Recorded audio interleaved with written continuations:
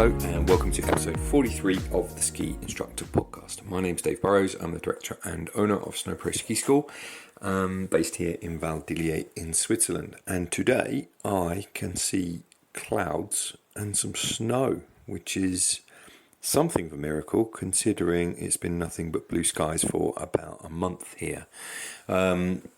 Temperatures have also been really, really high. It's just about been freezing at night, and conditions for some of the work that we've had over this last month have been quite difficult in the afternoon, to say the least. It's tough when everything's kind of slushy and heavy, and essentially you're just kind of skiing around trying to avoid anyone getting injured. There's not much that you can teach when everything is a mogul field and covered in slush. You've got kids falling everywhere and all that sort of thing. So it's been a tough month, hence the reason that I haven't posted anything for a month or so, because it's just been kind of relentless for us this month. The return of tourism here to the Alps has just meant that this season has just been crazy, really, really crazy. I've got guys on my team kind of begging me for days off and stuff like that, and it's only just calmed down. It's been non-stop since about it's actually been non-stop all season, to be honest with you. So that's something that we need to address next year, and I'm probably light about 3 instructors probably as to where I thought that I should be, and so that's my error. But it just means that everyone, including myself, has been working like crazy. So it's been a busy and interesting season, and we can't complain after the last 2. So before we get going, I want to tell you about an episode that's coming up in 2 episode time. So this episode here, 43 and 44, is going to be a 2-part with Helen Trayfoot. And then episode after that is going to be like a listener questions kind of thing. So if you, the listeners out there, and there's plenty of you, have got any questions whatsoever that you want to shoot towards me and whoever is going to be my guest, so there's going to be 2 of us answering your questions as they come in. And so just email them to me. The email address is in the podcast notes, but it's dave@snow-pros.ski. You can send me an email with any questions you like, and myself and my guest will do our best to answer them. Whether or not this will work, I don't know. That all depends on you and what you send in. So that's kind of up to you. So just to give you a bit of notice that that's something that's going to be happening. So you will, I'm getting loads and loads of correspondence anyway. So it will be, if you have anything you want to discuss, or even just comments or commentary to as a point of discussion, just send them across, and let's see if we can make an episode out of that. Here in episode 43, so I had a lovely chat with Helen Trayfoot, who is an independent ski instructor working here in Chatel, in France, just over the border in the Porte du Soleil. And in this first part of this interview, we start off by discussing her kind of current process about going to get French nationality, the usual kind of backstory, how she arrived in Chatel, and what her journey towards independent French instructor and also BASI trainer looked like. And then we get stuck into the main crux of why I wanted to interview Helen, which was her work on teaching children. We haven't actually talked that much about teaching children in the last 42 episodes. So, and considering that's the bulk of the job for some people, it might be a few good ideas here and there in these next 2 parts for you. So hopefully this will be extremely useful. I've been wanting to speak to Helen for some time because she was a good influence on me with regards to how I go about teaching children how to ski. So without further ado, we get going, and the first question that we talked about was about her French nationality.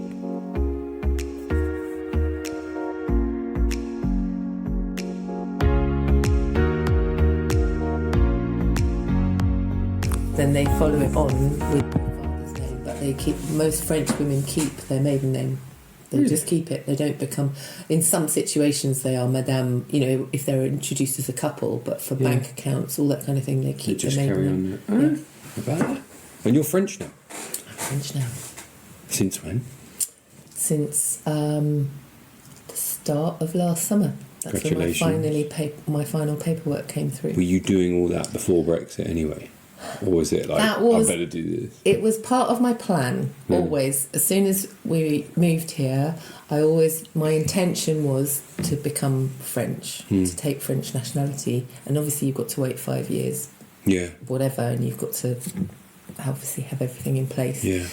And then, time, and you just end up not doing stuff. And then literally as Brexit happened, I think, because that was, I started to put my paperwork in. So I was finding out, I think I'd actually made the initial inquiry. Yeah. And I'd heard nothing back. And so I was like, because you have to put in an initial interview to present all your paperwork. Oh, wow. And so they give you a date and then you have to work towards that date. But I hadn't had any response from that for a year. And so I followed it up with a little email a year later, just as Brexit was going on, and said, is there any problems? And that she came straight back to me and gave me a date, in that summer. And so I worked towards that date, and then it was, then you have more stuff to do. And Neil was telling me about him going through that process, and he was like, he had to take, because all of his documents were in South Africa and stuff, and he had to get them all translated, and it was like, it just sounded like a nightmare. Like he had to go and redo that every 6 months or something. Yeah, crazy. Well, the thing is that all French documents, from what I can understand, only last 6 months or 3 months. So your birth certificate and stuff, you actually have, if you need to re-present it, you go and get another one. And that's really easy to do if you're French. Yeah. And of course the French relate everything to the way they do things. Yes. So it's like, you just have to do it our way. So when they want certified translations, they're just like, well, that's what... It's just how it is, right? That's how it is, it's what we do. So and rightly so, like, you're trying to be one of us. Yeah. Yeah. I've been going through the same thing on Swiss side. Yeah. So I'm... every time I open the letterbox, I'm hoping there's going to be something in there from the Swiss. Yeah. But it takes ages. It's like a 2-year process or something like that.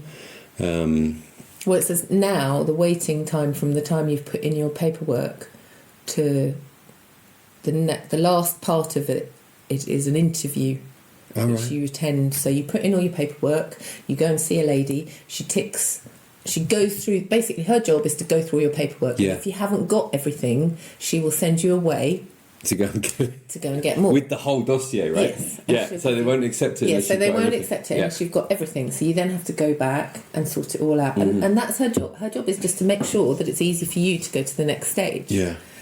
So and she said to me when she was doing it, she said, I send everybody back once because they haven't got all their paperwork.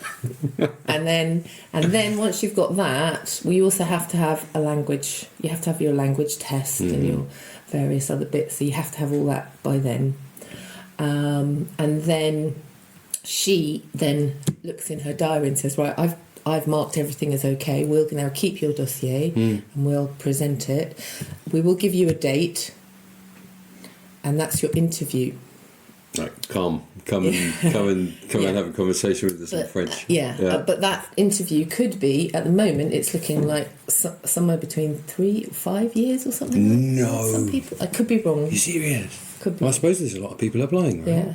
People are waiting a long time. Wow. If you speak to Martin, he's got his date, but it's in the future. And Liz Ockleton, I think, as well, she's got a date, but it's in the future. Yeah. But what that does, sort of builds pressure, because then you have a booklet that you have to basically learn. Yeah. And then from that booklet, they can ask you anything. Yeah. And when I was trying to learn that booklet, what was interesting was that Amelie came back one day and she said, Mum, all the stuff you're doing is the stuff I'm learning for my brevet at school. Oh, yeah? So, and so therefore, that's what they're looking for. They're looking for a basic... knowledge. Yeah. The stuff that the kids would say, kings and queens of France. Yeah, yeah. Who was married to who. Yeah. So what are the the geography, the history, and the politics, and the rightly so, structures. Right? Rightly so. Yeah. And if you look at it that way, yes, it's scary for us doing it because we're Because you're old, because we're old. And you're not in that school situation anymore, and you've then got to learn it all. And it's also, what questions will they fire at you? It could be that what, it could come from that way, it could come from that way, it could come from that way. And they had, on the Swiss side, it was the same. You've got to know all your Swiss history, and you've got to know this, that and the other, confederation documents and dates and, all of this stuff, learning about Calvinism and all sorts of weird stuff, which actually I find quite cool now. Exactly. I'm just wow, I did not know that about this country that I want to live in and be part of, right? It's I thought it was brilliant.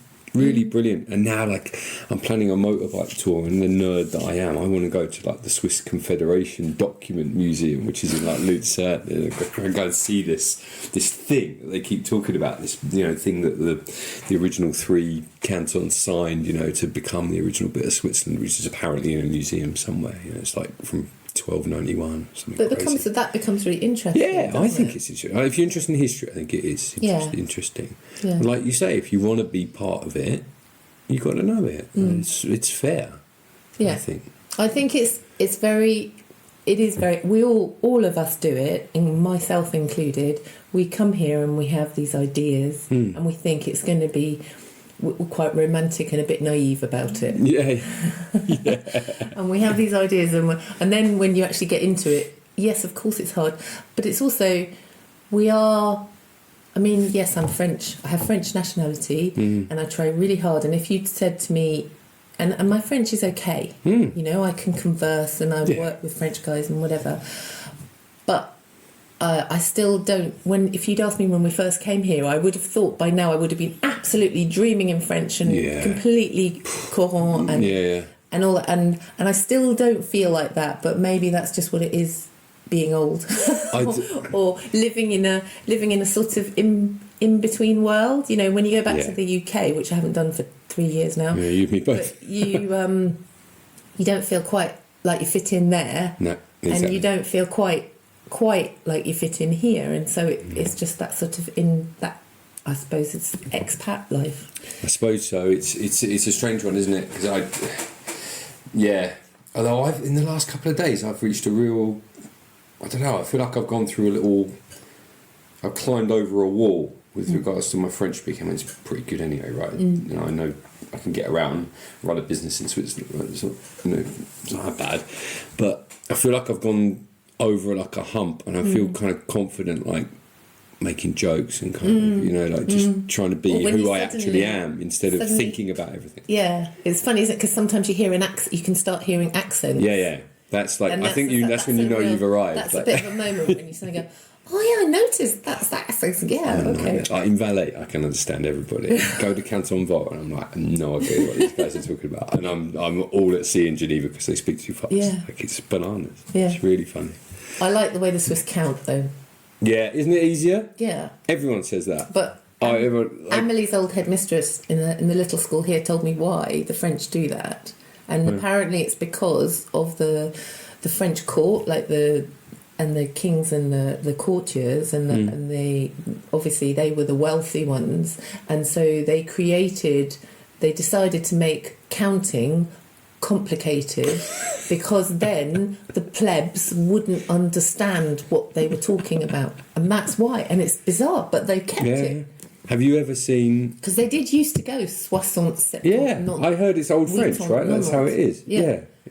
But have you ever seen the YouTube clip of the New York taxi driver talking about how the French count numbers? Yes, listener absolutely for the podcast, brilliant. I will try and include a link on that if I remember. I'll write that down there. But it's brilliant. Okay, so tell me then. We're already going, by the way. I'm just going to go because this is really interesting. How did you? I regard ski resorts a bit like a desert island, and people. It doesn't matter if they're ski instructors or whatever they're doing in these valleys. It's like they sort of wash up here. And this is where they kind of end up. That's like really a Robinson interesting. Crusoe thing. Kind Yeah. of. Like, what was your story? What got you washing up here in Chatel? Well, that's quite interesting that you said that, because I suppose I did wash up here. Or am I washed up? No, I'm not washed No, not yet. Definitely not washed up. No, I worked all over the world. Yeah. And was a BASI trainer for like 19 years or whatever. Mm-hmm. And on that journey, I had come to the Porte du Soleil with and done some training with a chap called Hugh Money, Okay. who set up the British Alpine Ski School. Here, it was himself, Phil Smith, Yeah. Ian McKellar Okay. as well, I think, was involved in that. He's still going in Avoria. He was Avoria, yeah. Ian. But Ian McKellar Yeah. was here. Well, actually, Phil Smith was here too. Yeah, I heard that. Yeah. And they created this concept of the British Alpine Ski School, or Snow Sports School, whatever it is now. And Hugh was he sort of then took it and ran with it, and the others dissipated. I think that's what the history of it. Anyway, Hugh ended up being based out of Léger and Morzine. Yeah. But he never really made Morzine work, but he was looking for people to develop.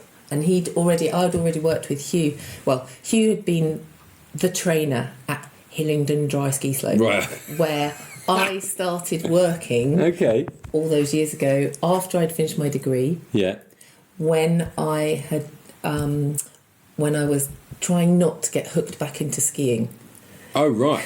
What was your... Right, let's go down that road. What was your degree? My degree was performing arts with art. Serious? Drama, dance, music. Wow. Yeah. And then I did a postgraduate course in art and textiles. So when I was 16... That explains a lot, looking around your house. I know, I guess it. Yeah. Right, okay.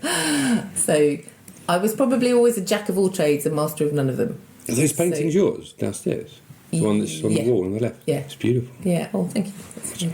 I've got an artist in my house as well. My house is full of art. My wife is going art crazy right now. So. Oh, lovely. Yeah, it's all right. So as a kid, I always went on skiing trips. This is going all the way back. Then, when I was 8 years old, the Austrian ski school that we went to said, "We'd really like to keep her here," and I was 8 years old, and my parents didn't have the money to do that. But I had the bug, but I didn't. We went to the dry ski slope, 8-9 years old, and I tried it out, and I didn't like it. And I didn't really understand what was going on, and it felt different, and all that kind of stuff. And I didn't go, looking back, if I'd been directing my parents, I would have said, get her a lesson, get her into race training, But I didn't do that. I then thought, oh no, I don't, and I thought, oh no, it's too much for my mum to drive me to Southampton and all that stuff.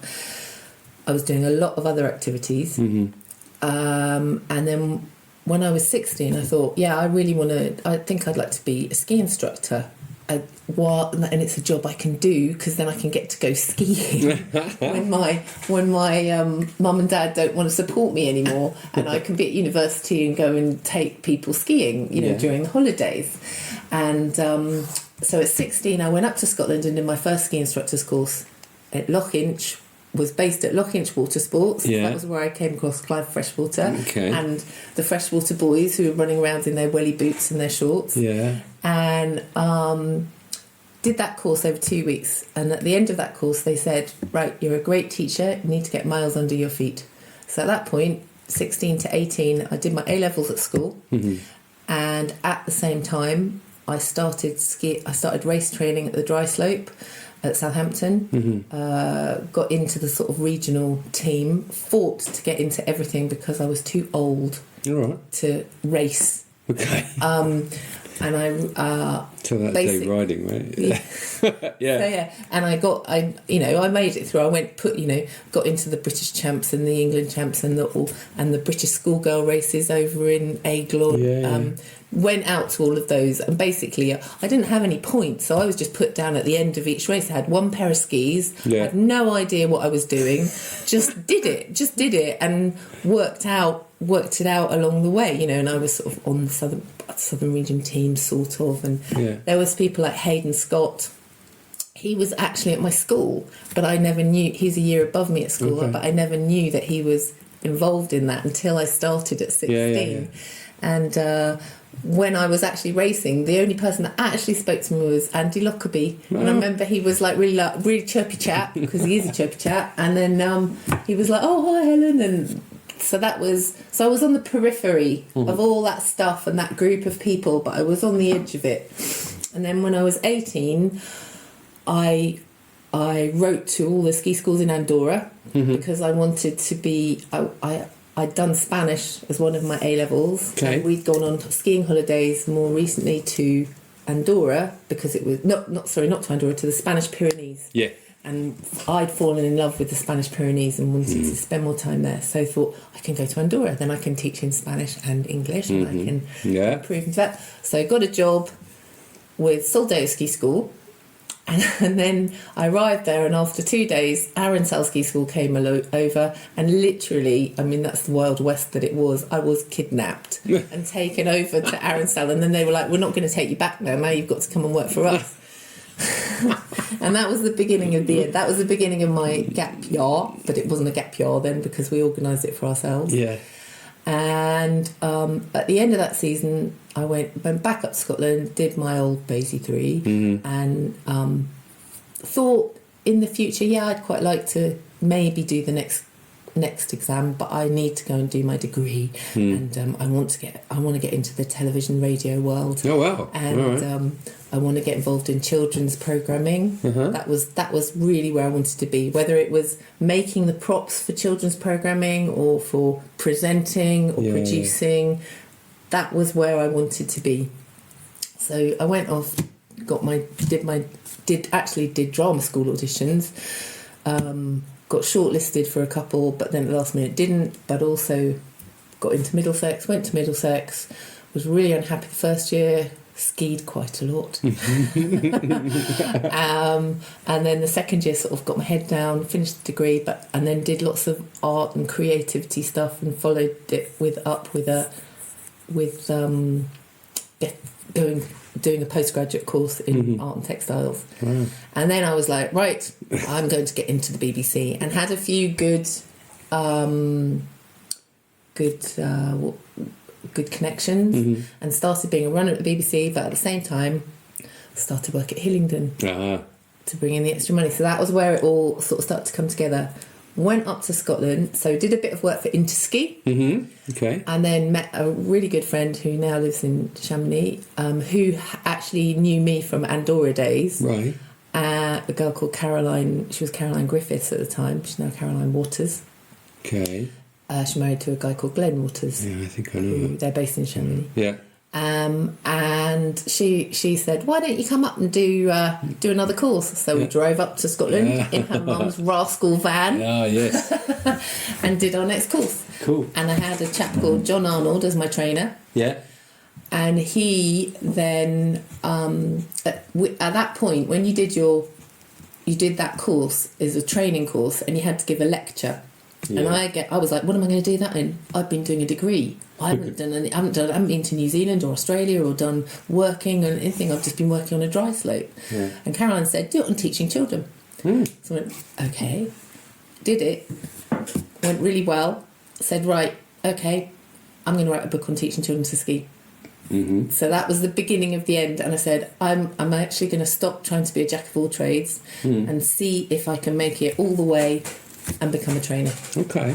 And also become an expert in teaching children along that journey. Is that the book I have? Heads, Shoulders, Skis and Toes? Yeah. So, yeah. And then, so I did Head, Shoulders, Skis and Toes. Yeah. That was then. And then more recently, but that's still quite a long time ago now, I wrote the little book, it's called Teaching Children. It's just a little book Might be that one, that I did for BASI. I did that book for BASI, And I have another one in me. Yeah. In fact, half of it is written in that book there, but it's it's not ready. The lockdown happened, and I was like, I'm going to finish it. And it's close. Half is good. It will get there, and I will do it. Yeah. It's just the timing of it. So there's one more in me. I think this is how we most recently met. We met a long time ago before that, when I first came to Chatel. But the children's teaching thing is actually one of the reasons I'm here. It's because we haven't really hardly in this podcast ever talk about it. There's a lot of chat about technique and there's a lot of chat about kind of national systems and stuff, but the actual nuts and bolts of like doing the job and teaching kids on the hill, which is essentially what most of us do all the time, bread and butter. Haven't really talked about that, so I figured that we should. Yeah. But what I thought was interesting, I don't know whether you ever get this, but you were talking about doing like drama, performing arts, that kind of stuff. Do you ever get that sensation when you're on the mountain that, you know, like you have like an on-stage persona? Yeah. And like like ski teacher. Yeah, definitely. Like I put on my trainer's helmet, or I put on my instructor's head, or I put on my... Yeah, I do. Yeah. And actually, when it comes to real life, I'm quite shy. Yeah, I'd say I'm the same. Like, I don't really caught, you know, that much attention, really. Yeah. And so sometimes for me, it is an act. Yeah. And interestingly, you say that, because I have had times when I've been training instructors when I remember very clearly running a course, and this guy, you know, how we set little scenarios and we say, right, teach this, and this is your scenario, and it's a group of kids or whatever. And I had this guy, and he was really boring. really, really boring. Okay. And he was a Kiwi, and he was such a nice guy, and I gave him the task of teaching children because I wanted him to become more animated, and I wanted him to like brighten everything up, and so the first one he did, I stopped him halfway through and I said, right, stop, you're going to go away and you're going to replan this and you're going to do it again, and I want you to come. And I gave him a few little pointers along the way, and so that night he came to me and said, and I can't do very much of a difference between a Kiwi accent and an Australian accent, but he went, can I be an Australian? And I went, yeah, sure you can, no problem. And the following day he came out and he was like, yeah, my name's Bruce. And he was fantastic. Yeah. It was one of the funny, not that it has to be funny when you're teaching children, but he was outgoing and he was a different person. Yeah. And I think it's a really, if you're not experienced teaching people, I think it's a really useful to actually pretend to be somebody else sometimes. It is definitely useful. Yeah, definitely. Yeah. And I think there's also an awful lot we can learn, not just in the presenting, well, yes, in how we do things, from teaching children to teaching adults. Yeah. And that's my biggest thing, understanding. If you understand how children develop, children are just human beings. So if we understand how human beings develop from babies to adults, and we understand those phases, if we use the American terms, cognitively, physically, and socially, then if we understand those phases, and then when we teach adults, we'll be much better at teaching the adults as well as teaching the children. And so that's one of my sort of biggest bugbears. If you understand physical development in human beings, when you come to analysing performance, it's easy. Yeah. I think the temptation, isn't it, when we're teaching adults, is to kind of jam them a little bit with too much technical information. Definitely. Too much talk. And we forget often that those people are there to have fun too, right? They're there in front of us. They may be on holiday, or they might be there, you know. It takes quite a lot to get that person there to be standing in front of us. There's a lot goes into it. You know, if you think about just everything, you know, the client's got to find you, you've got to do all your marketing for them to find you, you've got to go through the booking process, blah, blah, blah, blah, blah, like to actually physically, and then they've got to get there, they've got to get all their kit and all that, the other. For them to actually get there standing in front of you, there's an enormous amount goes into it. And then you ruin their day by like basically giving them the technical manual in like a shorthand version. Yeah. Or people go away and they don't know, because you never know when you've had a good lesson until you've had a really good lesson. Yeah. You know, like you can have lots of instructors telling you things, and then you'll have an instructor who keeps it really simple and really clear and concise, and suddenly you go, oh yeah, okay, it's not that complicated. No, it's not. And that's the biggest part, is trying to when you're working with adults, it's not, even with kids, it's not necessarily all about yeah, woo, yeah. It's actually, it's about looking at those little individuals and working out what's the best thing that I can do, that I can come up with to help them to develop. And a lot of time, the wonderful thing about teaching children is that you really use the terrain. You might be making fun noises and whatever, but actually what you're doing is you're trying to get them just to follow you, so that, but it's really important that they do follow you really precisely, because then you'll go, right, I'm going to go up here because that bit of mountain will push them that way. And if I get them to do that little bit there, and then they turn back up on themselves, if they turn back up on themselves, that's going to push that inside ski. And they're going to have to balance against that outside ski, and it's going to push them parallel, and they won't even realise it. And then it's like, oh yeah, we can do a little bit of, I call side slipping the 0 to 5, because I give it a little scale. Flat skis are 0, tilted skis are 5. And so just lots of like playing with that, and then putting it into the environment and scraping and letting this mountain push you around. And that's what's really exciting to see when you've got little children. All the way up, really. How do you get adults to do that same thing? Can be much more of a challenge. The first thing, because with children want to play on the edges and play off the little bumps where the snow is best, where it's often safer to be. Adults, no, they don't want to go there. They want to stay on the piste. And then they meander across from one side to the other with, and you're just like, no. If you can get them to the point where they can really follow you, and they've got a few little focuses, then the magic starts to happen, and that's exciting.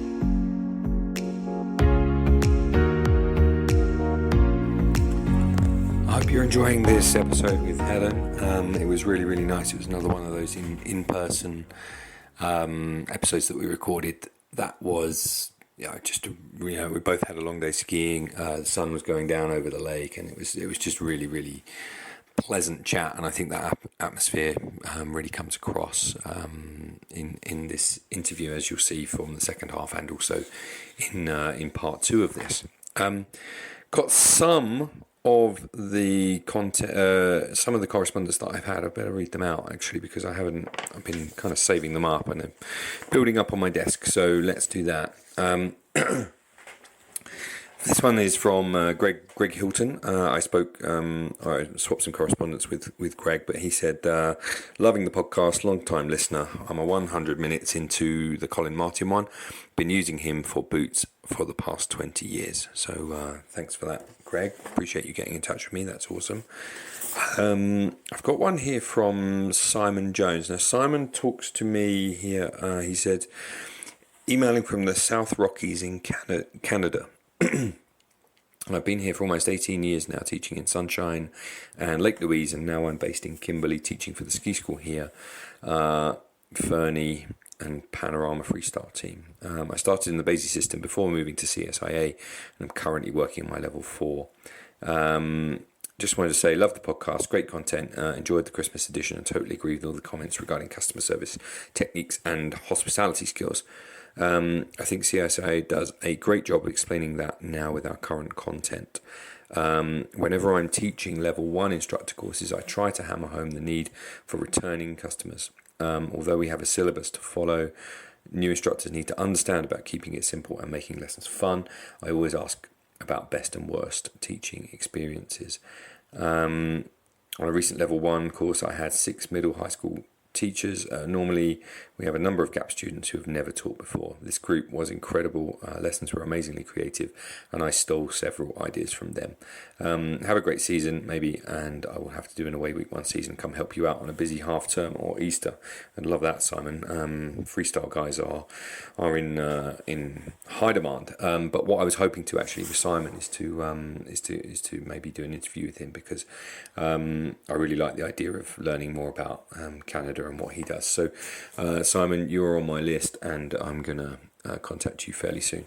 I also got another piece of correspondence here from Ian Martin. Now, Ian Martin runs something called the Ski Podcast. The Ski Podcast is a really, really good podcast. It's slightly more kind of regular skier focused. It's not as nerdy as the Ski Instructor Podcast, which is, you know, about our industry. But Ian's podcast is really good, and it's kind of focused on the wider industry and to get a perspective of what kind of real tourist client skiers, you know, are thinking about. It's a really, really good listen, so I highly recommend you listen to Ian's podcast. He says, excellent interview with Colin Martin, thank you very much. I found it really interesting, and as a bonus, I loved the sound of the cowbells in the background. So thanks for that, Ian. I really appreciate it. All the cows at the moment are in the shed, and the local farmer that I know said that the cows don't come out till about April 15th. So they're all in the shed at the moment, and they're nice and warm, waiting, I'm guessing. I figured the other day that I reckon it must be because like the grass is not ready yet, is the reason they don't let them out in like this kind of nice weather that we've been having. Because otherwise, presumably, they just turn the fields to mud and the grass can't grow. So anyway, that's my own opinion. If you know anything about cows and farming, just let me know if I'm right or wrong on that. And then I got a lovely email from Alexander Kolborg, who's from Denmark. Now, he says, first of all, thanks for the great podcast. I'm a big fan. Now, Alexander, you've sent me a long question, which I'm going to save as the first question that we're going to have on the Q&A podcast. So any questions podcast, you're going to be the first one up. Anyway, he goes on to say after the question that he said, again, thanks for a great podcast. I'm looking forward to the next episode. So thank you, Alexander, for writing that. I really, really appreciate it. But I'm going to keep your question, and we're going to use that as number one. So if you have any questions for me at all with regards to anything, and for me and my guest, write to me about anything you like, and we're going to do a lovely Q&A podcast that will come in 2 episodes time. So the address is down, email address is below, and you can write to me there. Without much further ado, please enjoy the second half of part 1 of this podcast, and I'll catch up with you on the next episode.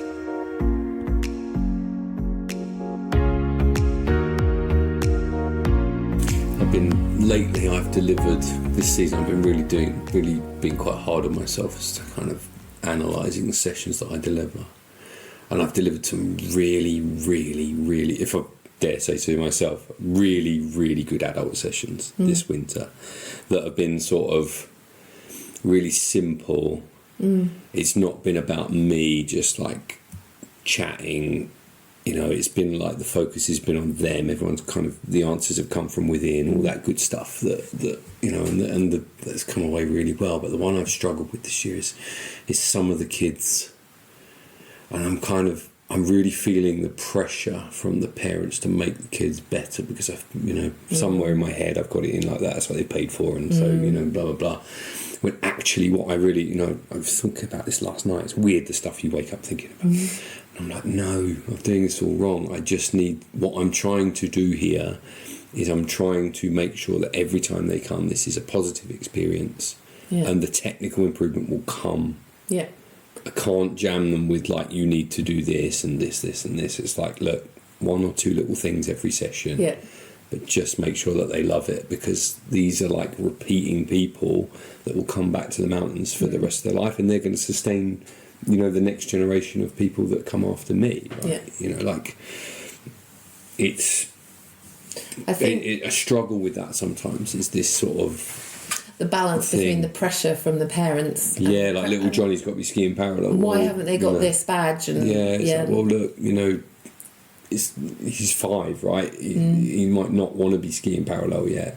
There's the other pressure as well, isn't there, from the parents that want to ski the whole mountain. Yeah. And then and they've got a kid who's actually doing a power plough, and then they're so locked. Yeah. It's completely locked them up. They've gone the wrong terrain too soon, right? Yeah. It's one of them. And that's the other pressure, because then the child is so locked that they can't actually steer. They don't know. Every time they stop in an enormous wedge, whereas actually we want to encourage them to stop with a turn and all those things. Yeah, it is hard. I think it just you just have to build it up and be sort of brave in yourself that you do know what you're doing, and that. Don't get me wrong, I'm having some great feedback from some of the kids. You know, like the parents are saying, like, every time he goes skiing, it's a great time. It's like, well, you know, with you, he loves skiing with you guys. Well, that kind of stuff is lovely to hear. But I'm looking at the kid thinking, I just wish he would do this thing. But, you know, it will come, I suppose, right? It will come. You know. Sometimes it's just how they're growing a little bit. If they've, you know, they just had a growth spurt, and therefore their body, I often find that if they've had a growth spurt, or if they've had a gap between, like a lot of kids now coming out post-pandemic, and they're wanting, and, you know, so they were 4 when they had their last lessons, or 7 when they had their last lessons, so it's 2 years later. So their body has done a lot physically, mentally, socially. They've done huge changes, and people's bodies do what they did the last time they skied it, no matter what size they are. And that's why it's really important that people continue to have lessons, or children especially continue. Often they go, I got my bronze, I'm going to stop now. I don't need to, I can ski all over. And you watch those people as adults, they're the same, and they look the same. So their body, their brain has made them ski the same, but their body is an adult body, and so therefore they're not balanced, and they're not, and it's not working properly. That's a really interesting game, you know, to balance out that game, and to keep encouraging the parents that they do need to keep working on stuff. Let's talk about working on stuff. But let's talk about that, because we've interacted in the past with interacted is a terrible choice of words. When I was doing my first written project, the British one, not the second the Swiss project, which I did for something else, but the second Swiss one I did was on fatigue and ski instructors. Ski instructors who work day after day after day, and like the effects that it has on their body. Okay, that's interesting. Which, it's not great. No, it's not. It's not great. Was that physical or mental as well? Physical. I didn't even touch the mental side, because there's only so much space in a dissertation, as you know. But the scope had to be really narrow. Right. It's the same thing for all of these written projects. It's like, I've had a few people talk to me now about the Brevet Fédéral dissertation. I'm like, you can't have that many subjects in it. If it's too wide, you haven't got enough space to talk about it. So, you know, I kept it really narrow to like the physical effects of it, and it's just it's not great, you know, to be working day after day. But the pressure is that ski instructors have is like, you know, you're making a majority of your year's money in 4 months, right? So the pressure is to be out there, irrespective. You know, you're not going to say no very often if a lesson comes your way. And I don't like disappointing people either. That's the other thing. Even if I need a day off, and like someone's like, "Oh look, can we do this on Wednesday?" And I'm like, that was going to be my day off. Yeah, it was going to be my day off. And then you think, well, if I just make it a little bit later in the day, I can just have a rest, but you don't. No. And then you still end up, I know. Definitely. I know. It's tough. Lockdown was good for that. You have to stop. Fantastic. I loved it. There's a lot of people done a lot of recovery in the last year, I suppose. So anyway, we came across you because you assessed my dissertation for BASI on teaching children, right? And you're the resident expert. And we talked about all sorts of bits and pieces, but the one I was particularly interested in, the one that I found the most interesting out of all of it, is the physicality of kids at different ages and where their balance is. Because it's all to do with essentially their head as a proportional weight of the rest of their body. Yeah. Do you want to go into that a little bit more? Because I'd love to hear it from you more than me giving it a half-assed explanation. But let's just the point that as children develop, the head, when they're 2, 3, 4, their head is much bigger in relation to the rest of their body. So their centre of gravity is high. So their balance point, so if you look at their I like to think of it as like a piece of paper that you folded back and forth. When you look at a very small child, really, really little, they are one unit. So they just move as one. Like a monoblock. When they deal with force, when they deal with force, they tend to bend at the hip because that's their absorption. So they will be in balance. If you look at them on a very gentle slope or almost flat slope, you will see when they stand on their skis a very slight flex at the ankle, the knee and the hip, and the head will be over their middle. The top. Up to about what age? 5? So yeah, about 5. Yeah, so yeah, that makes sense.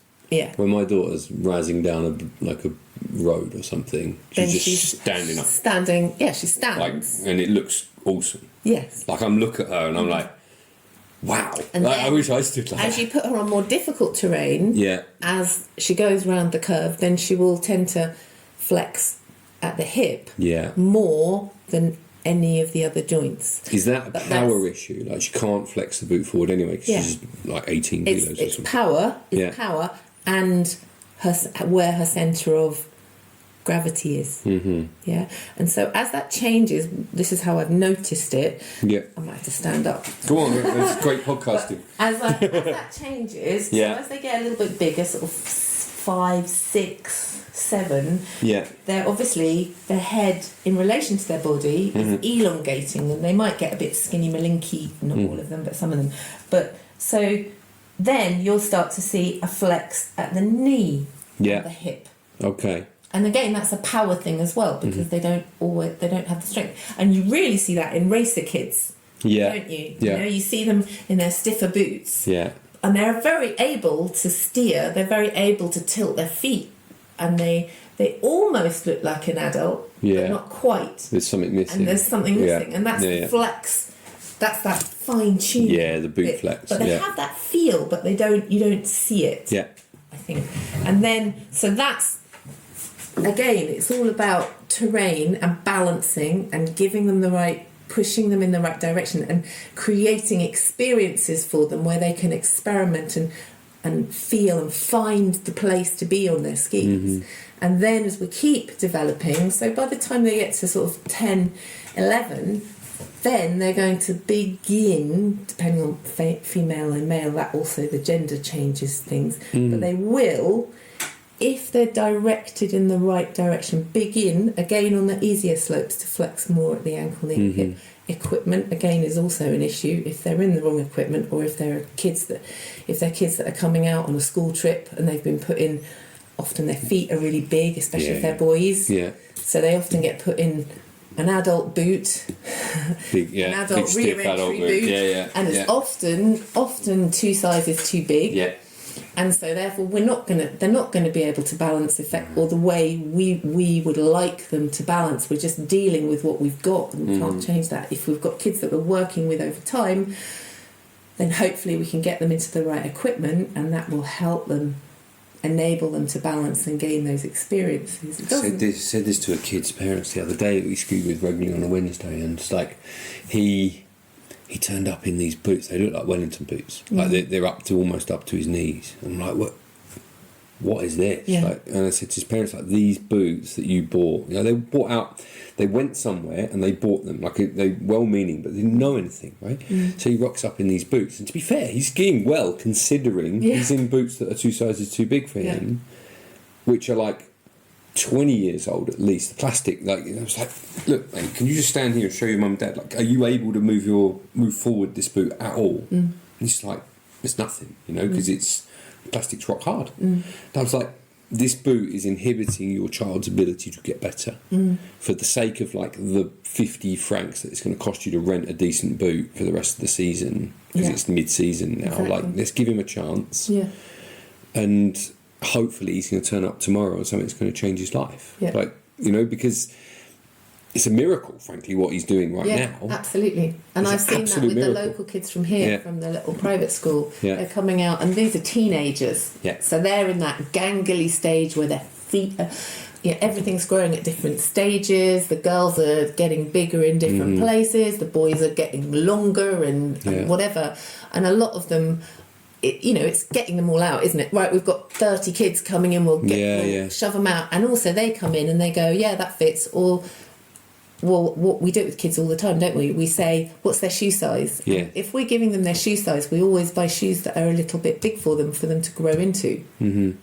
And so quite often, even as a holiday maker, if you give their shoe size to the shop, they will just translate it and they will put the child in that, and everything's it's all busy and everything, and therefore the child is going out in a boot which is enormous, which their foot is moving about like this, and that's very often, you can see, even though a child, they're bending in the right places. So as I said, they bend more at the hip when they're tinier, and then they bend more at their knee and the hip, and then as they move towards adultdom, they bend at the ankle, knee and hip, and it's all setting itself up in alignment.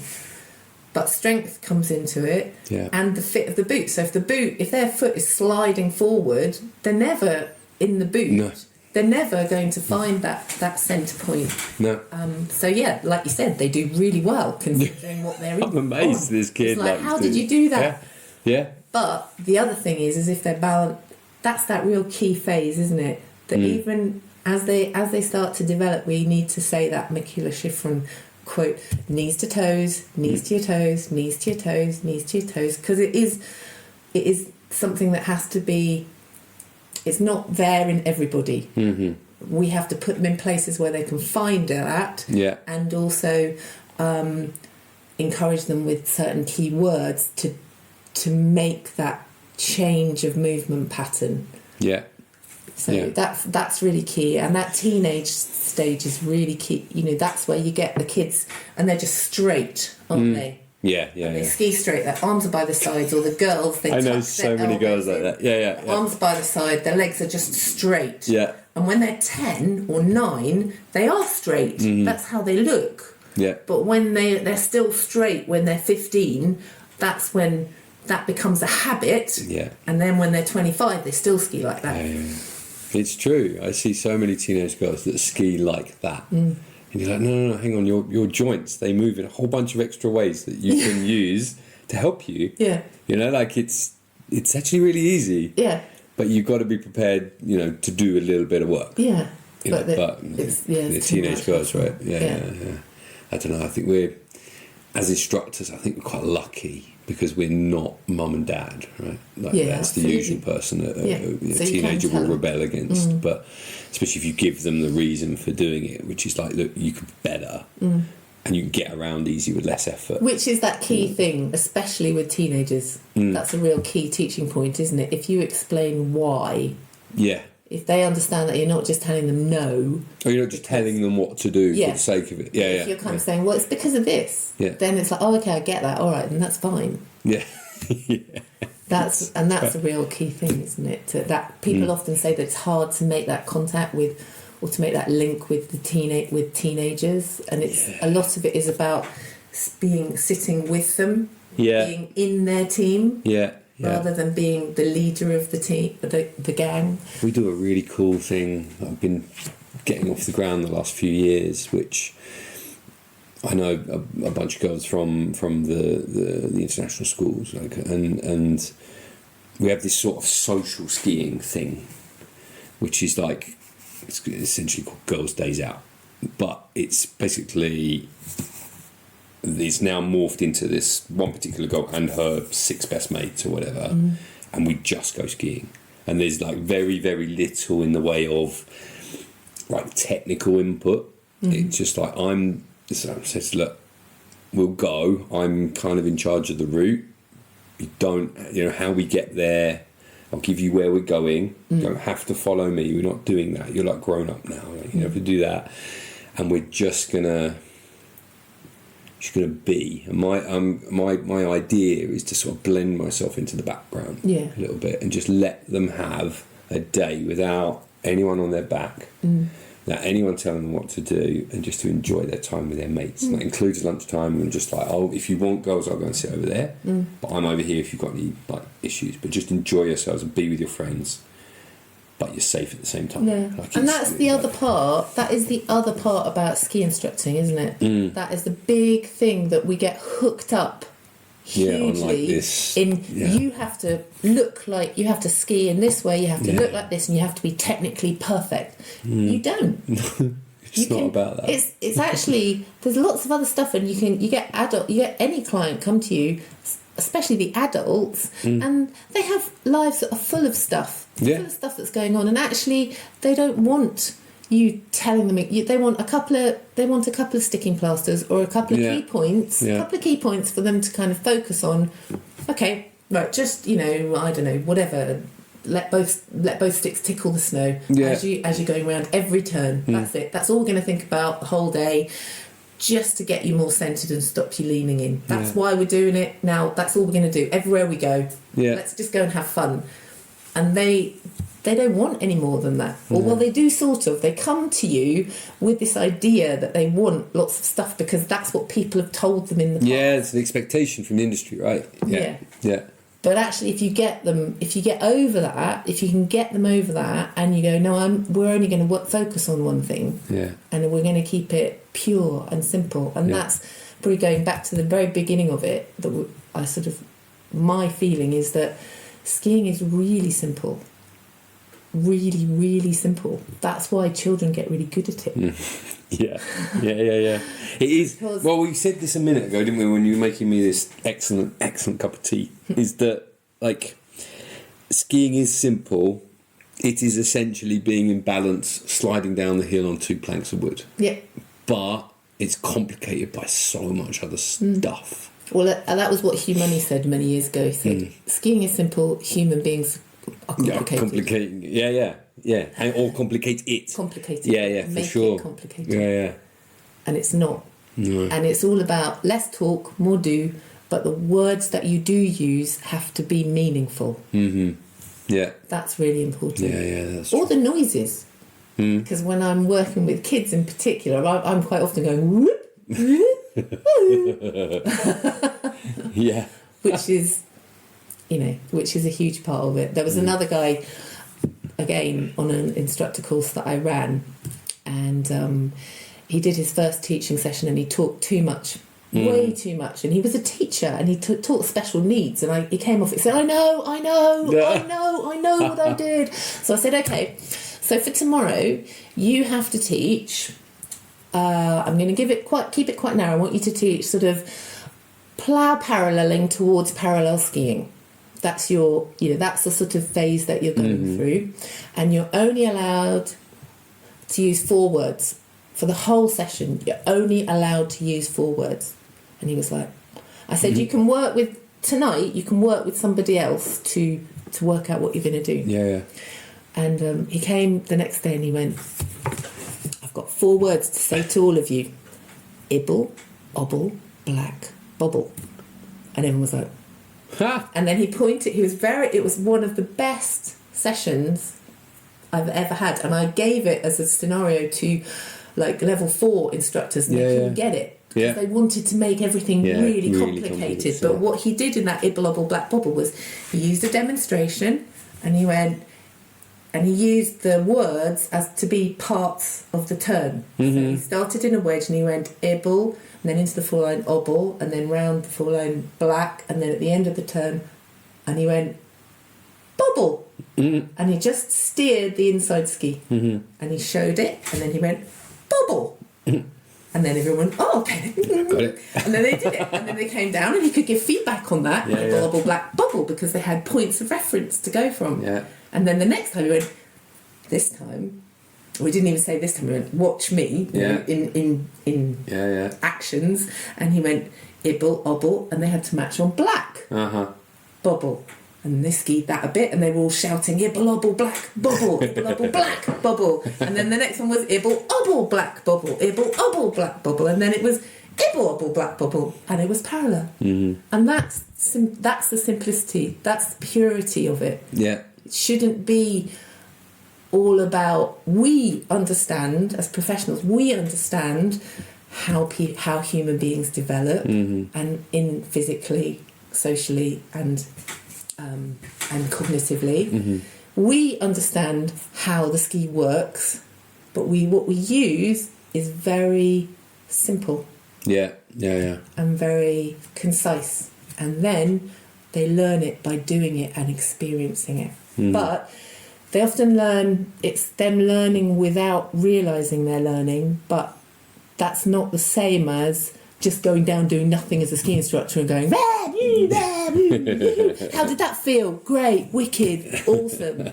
That's a that's a different thing. It's consciously making decisions, but not necessarily, and only using what you need to use. Yeah. Simpleness. Yeah, keeping it really, really simple. I hear you. I'm really trying to go towards that in like what I'm doing. What's the simplest thing that I can say, and what's the simplest thing? I always feel sometimes I stop myself.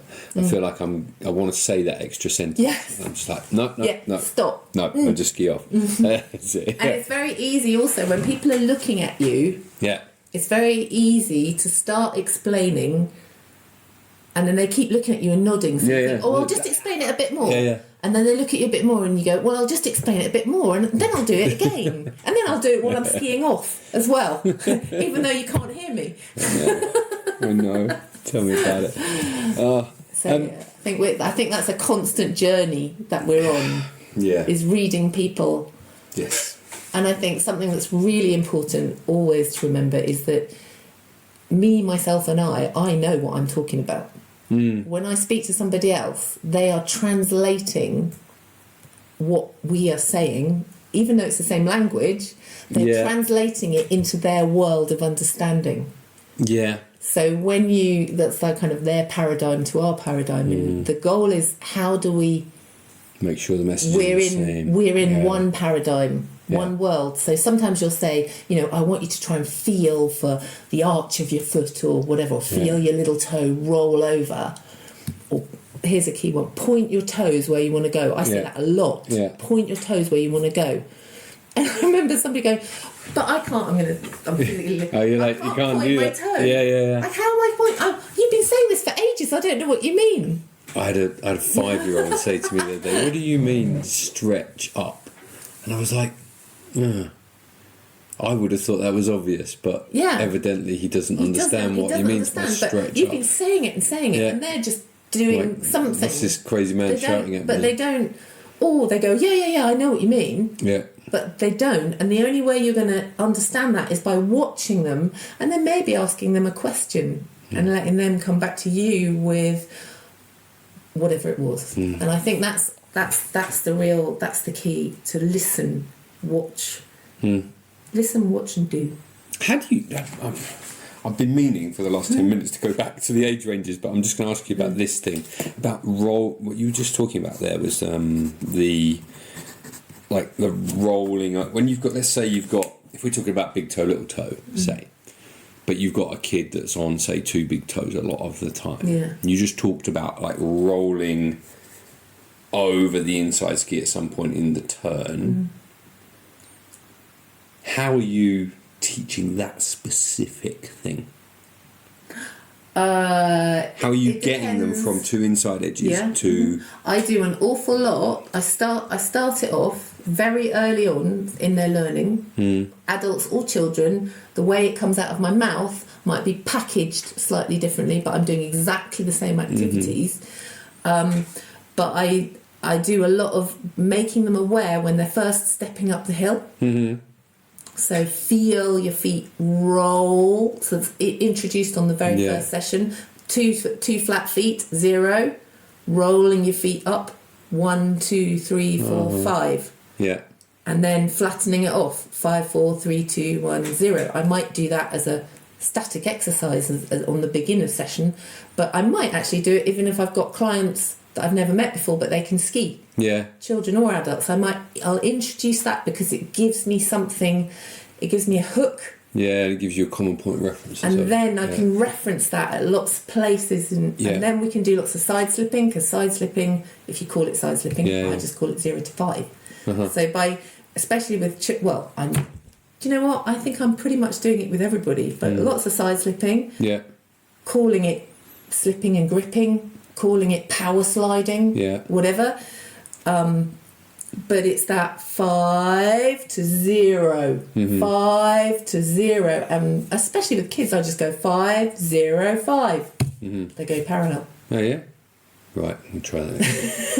That's it. That's it. It's that's it. Same with adults. They get, once they get it, 505, 5, 4, 3, 2, 1, 0, 1, 2, 3, 4, 5. And I get bored of counting up and down, so I just go 5, 0 to 5. Okay, right. And then we go 5, 0, 5, and we pick up the inside ski, so we go woohoo, 5, 0, 5, woohoo.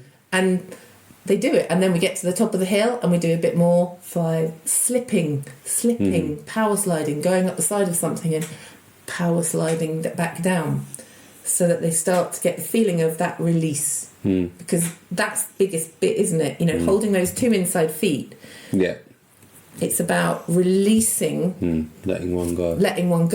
And that's what we once, if we're not careful at that very early stage, we always hold on really tight because we think about that outside ski all the time. We hold it, and then we stand. We talk about standing on the other ski, and therefore we don't quite release that one, and then we go round, or we go round. Especially with kids or ladies, they hold on to that plough as they go round, and then that actually stops. Yeah.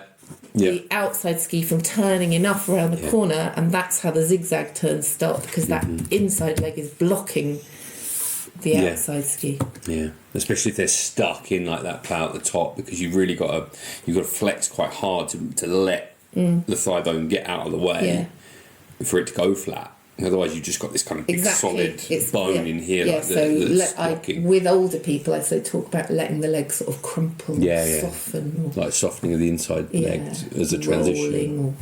With the children, I often play like cat chases mouse. The tips of the skis chase each other, because that's a good rotary game. So big toe in and your little toe out. But the chasing one is good cat and mouse, because that's constant movement.